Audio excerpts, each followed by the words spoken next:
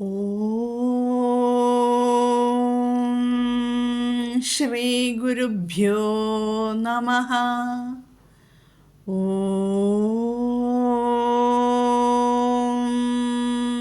ശ്രീ പരമാത്മനേ നമഃ.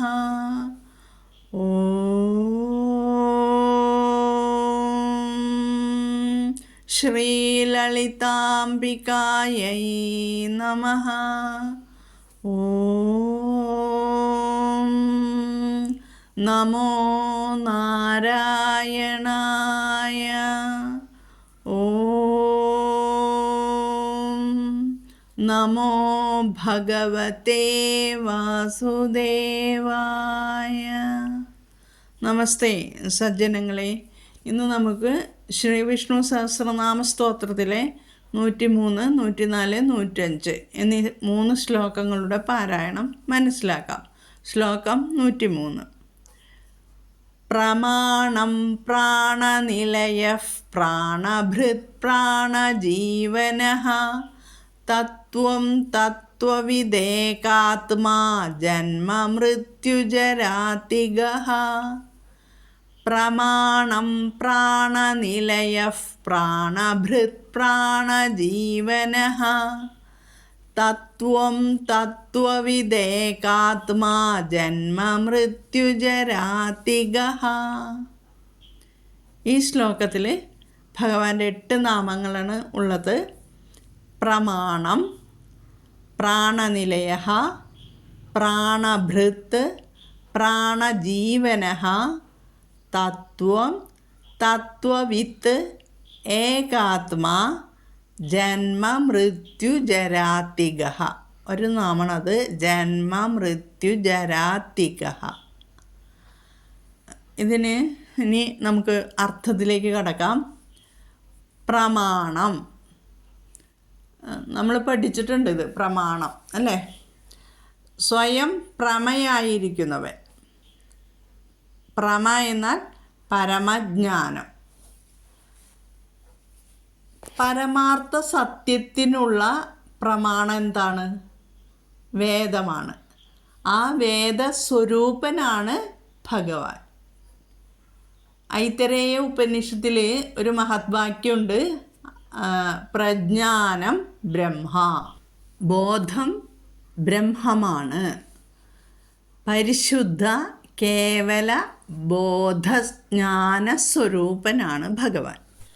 അടുത്ത നാമം പ്രാണനിലയഃ. എല്ലാ പ്രാണങ്ങൾക്കും ആശ്രയമായിട്ടുള്ളവൻ, നിലയമായിട്ടുള്ളവൻ. എല്ലാ പ്രാണങ്ങളും പരമപുരുഷനിൽ ലയിക്കുന്നതിനാൽ ഭഗവാൻ പ്രാണനിലയനാകുന്നു. അതുകൊണ്ട് പ്രാണനിലയഃ. അടുത്ത നാമം പ്രാണഭൃത്ത്. പ്രാണനെ ധാരണം ചെയ്യുന്നത് എന്താണ്? അന്നമാണ്. അപ്പോൾ അന്നരൂപത്തിൽ പ്രാണങ്ങളെ പോഷിപ്പിക്കുന്നവനാണ് ഭഗവാൻ, പ്രാണഭൃത്. അടുത്ത നാമം പ്രാണജീവനഃ. പ്രാണാദിവായുക്കളെ ശരീരത്തിൽ നിലനിർത്തി പ്രാണികളെ ജീവിപ്പിച്ചുകൊണ്ടിരിക്കുന്നവൻ പ്രാണജീവനഃ. തത്വം. അടുത്ത നാമം സ്വരൂപം യഥാർത്ഥത്തിലുള്ളത്. എന്ത് എങ്ങനെയുണ്ടോ അങ്ങനെ തന്നെ അതിരിക്കുന്നത്, അതിനെയാണ് തത്വം എന്ന് പറയുന്നത്. അതായത് ബ്രഹ്മസ്വരൂപത്തോടു കൂടിയവൻ തത്വം. അടുത്ത നാമം തത്വവിത്ത്. സ്വരൂപത്തെ വേണ്ട പോലെ അറിയുന്നവൻ തത്വവിത്ത്. അടുത്ത നാമം ഏകാത്മാ. ഏകനും ആത്മാവും ആയവൻ. ആത്മാവ് എന്താണ്? ഒന്നാണ് ആത്മാവ്. പക്ഷേ ശരീരങ്ങൾ പലതാണ്. അതാണ് ഏകാത്മാ എന്ന് പറയുന്നത്. സൂര്യൻ ഒന്നേ ഉള്ളൂ അല്ലേ? പക്ഷേ പല പാത്രങ്ങളിലെ വെള്ളത്തിൽ എന്താവും? വേറെ വേറെ സൂര്യനെ തോന്നില്ലേ? അതുപോലെ ഏകാത്മാ, ആത്മാവ്, ഏകനും ആത്മാവും ആയവൻ. ഇനി അടുത്ത നാമം ജന്മ മൃത്യു ജരാതിഗഃ. ഷഡ്ഭാവ വികാരങ്ങളെ അതിക്രമിച്ചു സ്ഥിതി ചെയ്യുന്നവൻ. എന്താണ് ഷഡ്ഭാവവികാരങ്ങൾ? ജായത്തെ, അസ്തി, വർദ്ധത്തെ വിപരിണമത്തെ അപക്ഷീയത്തെ നശ്യതി. ഇത് പഠിച്ചിട്ടുണ്ട് അല്ലേ? ജനനം, സ്ഥിതി, വളർച്ച, പരിണാമം, ക്ഷയം, നാശം എന്നീ ഷഡ്ഭാവ വികാരങ്ങളെ അതിക്രമിച്ചു സ്ഥിതി ചെയ്യുന്നവനായതുകൊണ്ട് ജന്മ മൃത്യു ജരാതിഗഃ. ഇത്രയുമാണ് ഈ 8 നാമങ്ങളുടെ അർത്ഥം. ഇനി ഈ ശ്ലോകങ്ങളിൽ വന്ന മാറ്റം എന്താണ്? പ്രമാണം, പ്രാണനിലയ, അവിടെ വിസർഗസന്ധിയുണ്ട്. അപ്പോൾ വിസർഗത്തിന് ശേഷം പ്രാണഭൃത്ത് പാ വന്നതുകൊണ്ട് അവിടെ ഫ ഉച്ചരിക്കണം. പിന്നെ പ്രാണജീവനഃ, പിന്നെ തത്വം. തത്വം എന്ന് പറയുമ്പോൾ ആ വകാരം കേൾക്കണം. തത്വം, തത്വവിദേകാത്മാ. അതോടെ തത്വവിത്ത് ഏകാത്മാ എന്നാണ്. അത് വിസർഗം മാറി അവിടെ വിസർഗമല്ല, സ്വരസന്ധിയാണ്. അപ്പോൾ മാറിയിട്ട് അവിടെ മൃദുവായ ദാ വരുന്നുണ്ട്. തത്വവിദേകാത്മാ, തത്വവിദേകാത്മാ. ആത്മാ ആണ് പറയേണ്ടത്. പിന്നെ ഒന്നിച്ച് ജന്മ മൃത്യു ജരാതിഗഃ. ജന്മ മൃത്യു ജരാതിഗഃ. തീ കഴിഞ്ഞിട്ട് ഗ, മൃദു. ഇത്രയും കാര്യങ്ങളാണ് ഇവിടെ ശ്രദ്ധിക്കേണ്ടത്. ശ്ലോകം പാരായണം ചെയ്തു തരാം. പ്രമാണം പ്രാണനിലയഃ പ്രാണഭൃത് പ്രാണജീവനഃ തത്വം തത്വവിദേകാത്മാ ജന്മ മൃത്യു ജരാതിഗഃ. പ്രമാണം പ്രാണനിലയഃ പ്രാണഭൃത് പ്രാണജീവനഃ തത്വം തത്വവിദേകാത്മാ ജന്മ മൃത്യു ജരാതിഗഃ. ഇനി നമുക്ക് 104-ാമത്തെ ശ്ലോകം പാരായണം പഠിക്കാം. ഭൂർഭുവഃ സ്വസ്തരുസ്താരഃ സവിതാ പ്രപിതാമഹഃ യജ്ഞോ യജ്ഞപതിര്യജ്വാ യജ്ഞാംഗോ യജ്ഞവാഹനഃ. ഭൂർഭുവഃ സ്വസ്തരുസ്താരഃ സവിതാ പ്രപിതാമഹഃ യജ്ഞോ യജ്ഞപതിര്യജ്വാ യജ്ഞാംഗോ യജ്ഞവാഹനഃ. ഈ ശ്ലോകത്തിൽ ഭഗവാന്റെ 9 നാമങ്ങളാണ് ഉള്ളത്. അവ ഭൂർഭുവഃ സ്വസ്തരുഃ, താരഃ, സവിത, പ്രപിതാമഹഃ, യജ്ഞഃ, യജ്ഞപതിഃ, യജ്വാ, യജ്ഞാംഗഃ, യജ്ഞവാഹനഃ. ഈ ശ്ലോകത്തിലെ ആദ്യത്തെ നാമം ഭൂർഭുവഃ സ്വസ്തരുഃ. ഭൂഹു, ഭുവഃ, സ്വഹ. ഇവയെ വ്യാഹൃതികൾ എന്നാണ് പറയുക. ഗായത്രി മന്ത്രത്തിൻ്റെ എല്ലാം മുന്നിൽ ചേർക്കുന്നത് ഭൂർ, ഭൂഹു, ഭുവഃ, സ്വഹ എന്ന ഈ 3 നാമങ്ങൾ. ഇവയെ വ്യാഹൃതി ത്രയങ്ങൾ എന്ന് പറയുന്നു, മന്ത്രങ്ങൾ. ഈ വ്യാഹൃതി മന്ത്രങ്ങൾ ഭഗവാന്റെ സ്വരൂപങ്ങളാണ്. ഈ 3 വ്യാഹൃതികൾ വേദത്തിൻ്റെ ശുദ്ധമായ സാരമാണ്. ഭൂഹു എന്നാൽ എന്താ? ഭൂലോകത്തെ സംബന്ധിക്കുന്നത്. ഇവിടുത്തെ ദേവത അഗ്നിയാണ്. ഭുവഹ എന്നത് അന്തരീക്ഷത്തെ സൂചിപ്പിക്കുന്നു, അന്തരീക്ഷ ലോകം. ഇവിടുത്തെ ദേവത വായുദേവതയാണ്. സ്വഹ എന്നത് എന്താണ്? സ്വർലോകം. ഇവിടുത്തെ ദേവത സൂര്യദേവതയാണ്. അപ്പോൾ ഈ വേദത്രയ സാരങ്ങളിലൂടെ ഹോമാദികൾ ചെയ്യുന്നവരെ, വ്യാഹൃതികളാകുന്ന വേദത്രയ സാരങ്ങളിലൂടെ ഹോമാദികൾ ചെയ്യുന്നവരെ 3 ലോകത്തെയും തരണം ചെയ്യിക്കും ഭഗവാൻ. ഇതിൽ കുറച്ചധികം വിസ്തരിച്ച് പറയാനുണ്ട്. അതുകൊണ്ട് ഇത് പിന്നീട് ഒരു ദിവസം ആവട്ടെ എന്ന് വെക്കുന്നു. വൃക്ഷത്തിനെ പോലെയൊക്കെ സൂചിപ്പിക്കുന്നുണ്ട് ഇവിടെ. അപ്പോൾ അത് കുറച്ചധികം പറഞ്ഞു തരാനുണ്ട്. അപ്പോൾ അത് അടുത്ത തവണ അടുത്ത വിശദീകരണം തരുമ്പോൾ ഞാനത് തരാം. അടുത്ത നാമം താരഹ, സംസാര സാഗരത്തെ തരണം ചെയ്യിപ്പിക്കുന്നവൻ. അടുത്ത നാമം സവിത, എല്ലാ ലോകങ്ങളെയും ജനിപ്പിക്കുന്നവൻ. ഇവിടെ സവിത എന്നുള്ളത് പുല്ലിംഗ ശബ്ദമാണ്. സൂര്യൻ്റെ പേരാണ് സവിത. അതുകൊണ്ട് എല്ലാ ലോകങ്ങളെയും ജനിപ്പിക്കുന്നവനാകയാൽ സവിതാവ്. ഇനി അടുത്ത നാമം പ്രപിതാമഹ, പിതാവ്, പിതാവിൻ്റെ പിതാവ്, അതാണ് പിതാമഹൻ. ഇനി പിതാമഹൻ്റെയും പിതാവ് ആരാണ്? പ്രപിതാമഹൻ. ജഗത് സൃഷ്ടാവായി കരുതുന്ന ബ്രഹ്മാവിൻ്റെയും പിതാവ് ഭഗവാനാണ്. അതുകൊണ്ട് പ്രപിതാമഹ. അടുത്ത നാമം യജ്ഞ, യജ്ഞസ്വരൂപനാകയാൽ യജ്ഞൻ. യജ്ഞപതിഹി, യജ്ഞങ്ങളുടെ പാലകൻ അല്ലെങ്കിൽ സ്വാമിയാകയാൽ യജ്ഞപതിഹി. എല്ലാ യജ്ഞങ്ങളുടെയും ഭോക്താവും പ്രഭുവും ഞാൻ തന്നെയാക്കുന്നു എന്ന് ഭഗവാൻ ഭഗവത്ഗീതയിൽ പറഞ്ഞിട്ടുണ്ട്. ഇനി അടുത്ത നാമം യജ്വ, യജ്ഞത്തെ ചെയ്യുന്നവൻ, യജമാനൻ്റെ രൂപത്തിൽ സ്ഥിതി ചെയ്യുന്നവൻ, യജ്വാവ്. യജ്ഞാംഗ, വരാഹമൂർത്തിയായി യജ്ഞങ്ങൾക്ക് അംഗങ്ങളായവൻ. യാഗത്തിന് ഉപയോഗിക്കുന്ന സാധനങ്ങൾ വരാഹമൂർത്തിയുടെ ഓരോരോ അംഗങ്ങളായി കൽപ്പിക്കപ്പെട്ടിരിക്കുന്നു എന്ന് ഹരിവംശത്തിൽ വ്യക്തമായി പറയുന്നുണ്ട്. അധികം പറഞ്ഞു തരാനുണ്ടത്, അതുകൊണ്ട് അതും വിശദീകരണത്തിൽ പറഞ്ഞു തരാനാണ് ഞാൻ വിചാരിക്കുന്നത്. ഇനി യജ്ഞവാഹന, ഫലത്തിന് കാരണഭൂതങ്ങളായ യജ്ഞങ്ങളെ വഹിക്കുന്നവനാകയാൽ യജ്ഞവാഹനൻ, വാഹനഃ. ഇത്രയാണ് ഈ ശ്ലോകത്തിൽ യജ്ഞത്തെക്കുറിച്ചാണ് ഉള്ളത്. അത് വളരെയധികം വിശദീകരിച്ച് തരാനുണ്ട്. അപ്പോൾ നമുക്ക് ഈ പാരായണവും അർത്ഥവും കൂടിയാകുമ്പോൾ കുറേ അധികം സമയമാകുന്നത് കൊണ്ടാണ് ഞാൻ ഇവയൊക്കെ ചെറുതാക്കി പറഞ്ഞു തന്നിരിക്കുന്നത്.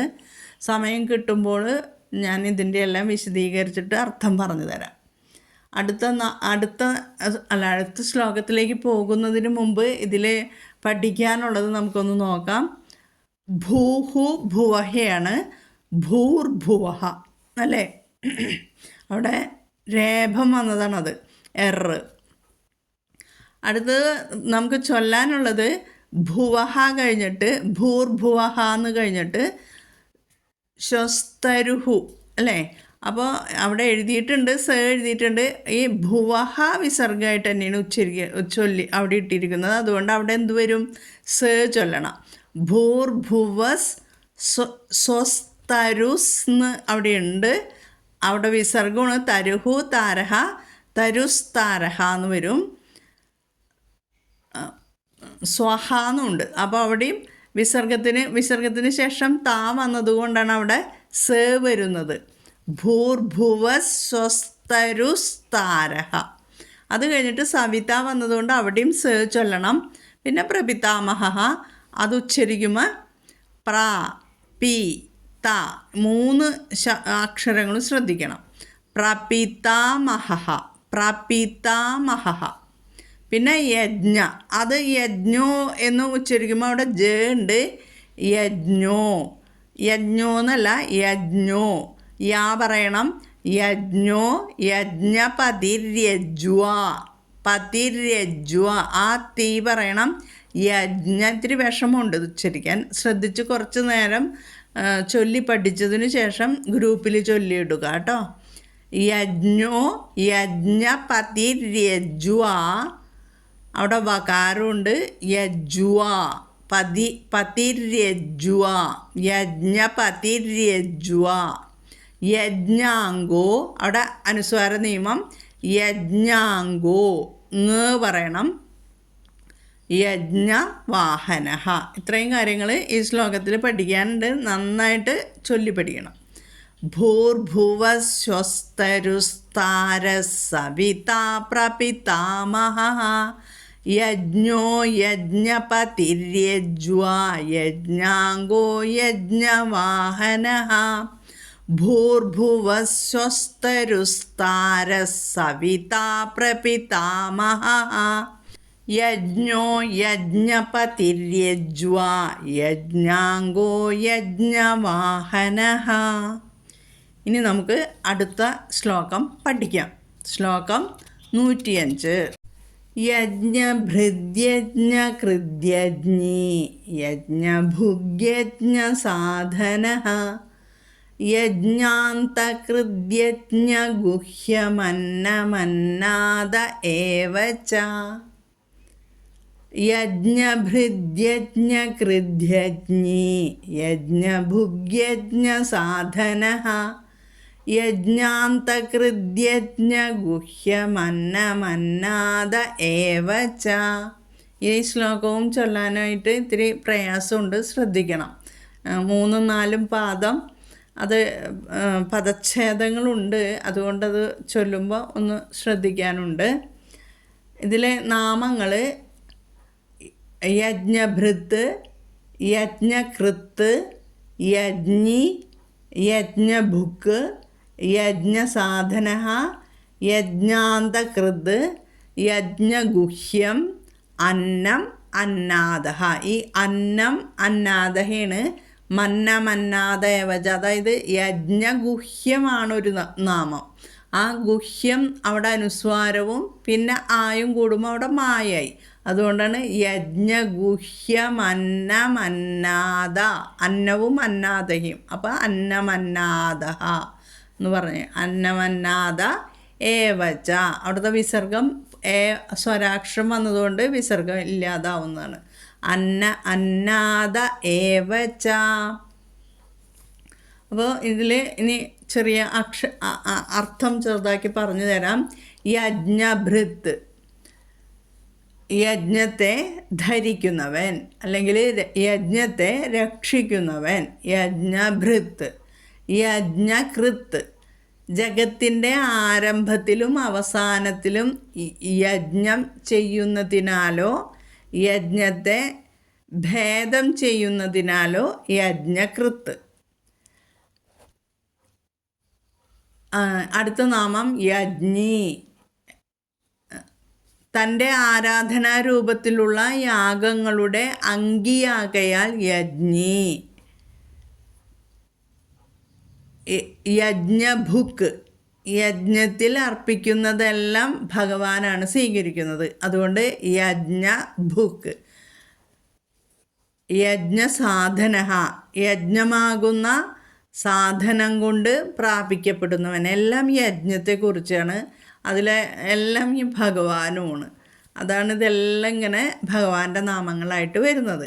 യജ്ഞാന്തകൃത്ത്, യജ്ഞത്തിൻ്റെ അന്തത്തെ, അതായത് അന്തം എന്ന് വെച്ചാൽ ഫലപ്രാപ്തിയെ ചെയ്യുന്നവനാകയാൽ യജ്ഞാന്തകൃത്ത്. പൂർണ്ണാഹൂതി ചെയ്ത് യജ്ഞം സമാപ്തി വരുത്തുന്നതിനാൽ യജ്ഞം പൂർണ്ണമാകുന്നു. ഇനി യജ്ഞഗുഹ്യം, യജ്ഞങ്ങളിൽ ഫലേച്ഛ കൂടാതെ ചെയ്യുന്ന യജ്ഞം, ജ്ഞാനയജ്ഞമാണ്. അടുത്ത നാമം അന്നം, പ്രാണികൾ ഭക്ഷിക്കുന്നതാണ് അന്നം, അല്ലേ? ഇനി ആ ഭക്ഷിക്കുന്ന പ്രാണികളെയും ഭക്ഷിക്കും.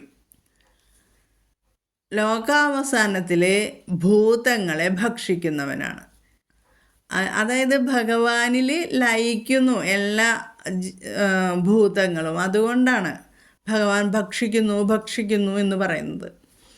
അന്നാദഃ, അന്നത്തെ ഭക്ഷിക്കുന്നവനാകയാൽ അന്നാദൻ. അന്നാദ ഏവച, ഏവച എന്നുള്ളതും കൂടി ഉണ്ട് അവിടെ. നിശ്ചയമായും കൂട്ടിച്ചേർക്കുകയാണ് അവിടെ. ജഗത്ത് മുഴുവനും അന്നം മുതലായവയുടെ രൂപത്തിൽ ഭോക്തൃരൂപവും ഭോഗ്യരൂപവുമാണെന്ന് കാണിക്കുവാൻ വേണ്ടിയാണ് ഏവ എന്നും സർവനാമങ്ങളുടെയും സമുചിതമായ വൃത്തി ഏകനായ പരംപുരുഷനിലുണ്ടെന്ന് കാണിക്കുന്നതിനും വേണ്ടിയാണ് അവിടെ ചകാരവും തന്നിരിക്കുന്നത്, ഏവച്ച എന്ന് പറയുന്നത്. ഇതാണ് ഈ ശ്ലോകത്തിൻ്റെ ഏകദേശ രൂപത്തിലുള്ള അർത്ഥങ്ങൾ. ശ്ലോകം വളരെ ശ്രദ്ധയോടുകൂടി വേണം പഠിക്കാനായിട്ട്. ഈ യജ്ഞ എന്നൊക്കെയുള്ള അങ്ങനെയുള്ള വാക്കുകളൊക്കെ ശ്രദ്ധിച്ച് ഉച്ചരിക്കുക. യജ്ഞഭൃത്ത് എന്നുള്ളതും യജ്ഞകൃത്ത് എന്നുള്ളതും ഒന്നിച്ചാക്കിയപ്പോൾ യജ്ഞഭൃദ്യജ്ഞ കൃദ്യജ്ഞി,